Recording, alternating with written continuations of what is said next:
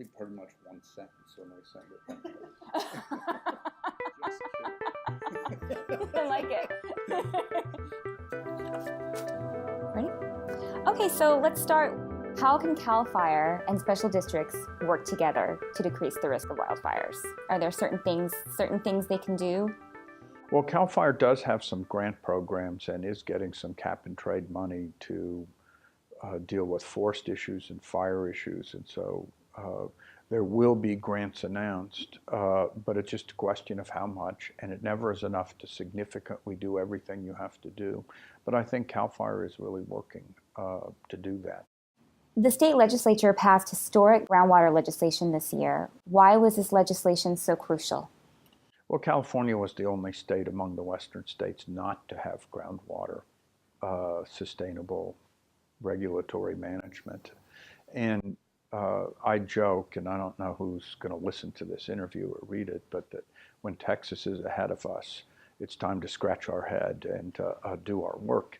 And so over half of the water that's used in California comes from groundwater.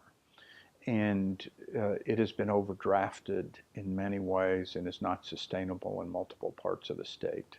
Some basins are particularly stressed. PASO ROBLES has had trouble with a groundwater basin that has made a number of wells go dry, and they just have special legislation just specific to their basin that's been signed into law. In the San Joaquin Valley, there's been subsidence, meaning the overdrafting has caused the land to subside, and that is not something you get back.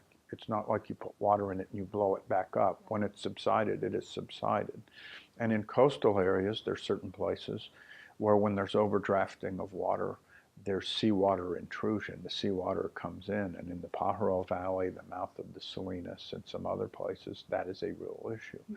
And if we're really going to have a sustainable water system over time, we have to put in whatever it is we pull out. And if it is going to be the backstop in times of drought because surface water is down, we need a sustainable groundwater system. This legislation was too strong for some people and not strong enough for others. And it really allows a local agency to be designated to do it, another few years for a sustainable plan to be adopted, and until 2040 for those basins to be in balance. So it really sets up a process, and it prioritizes the basins that are most stressed, the ones that are most overdrafted. And so it was time to address that, and I think the legislature took what was a strong and courageous act in doing it. What do you see as, you kind of just touched on it, but what do you see as the benefits of this legislation for local agencies and our communities moving forward? I think it's maybe to restate a couple of things I've said. It's really give the locals the first crack at it. And it's just that it has to be done.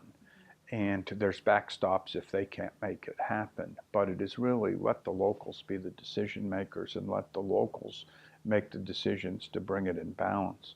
There has been a problem in the Pajaro Valley for a long time, and they have their own management agency.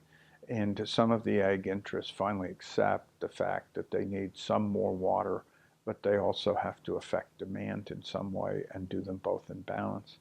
In Santa Clara, when it was overdrafted as the urbanization of Santa Clara County happened, they moved to this decades ago.